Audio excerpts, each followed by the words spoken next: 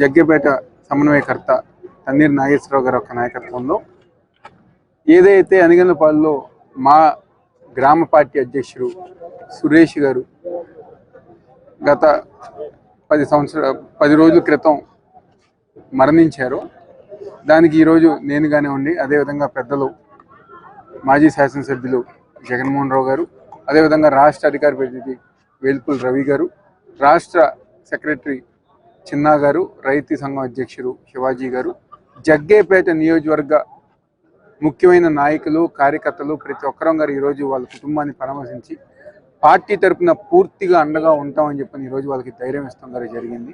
ఈరోజు చాలా సంతోషం. ఒక పక్క సురేష్ అన్న చనిపోయిన బాధ, అదేవిధంగా ఈరోజు కార్యకర్తలు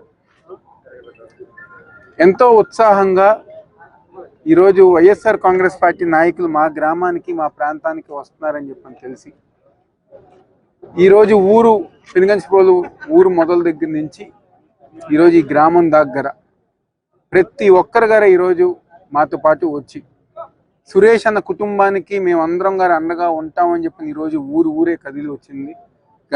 దానికి మేమందరం గారు సంతోషిస్తాం.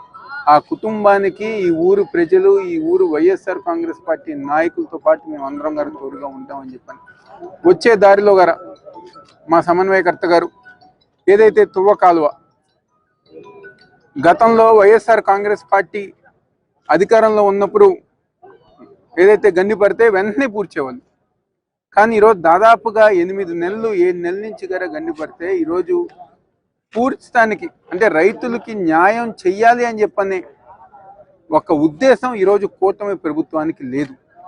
ఈరోజు ఈ రాష్ట్రంలో అన్ని వర్గాల ప్రజలు ఈరోజు అనేక ఇబ్బందులు, మరీ ముఖ్యంగా జగ్గేపేట నియోజకవర్గంలో గతంలో గారు మిర్చి రైతులు మేమందరం గారు వెళ్ళి పరామర్శించడం జరిగింది.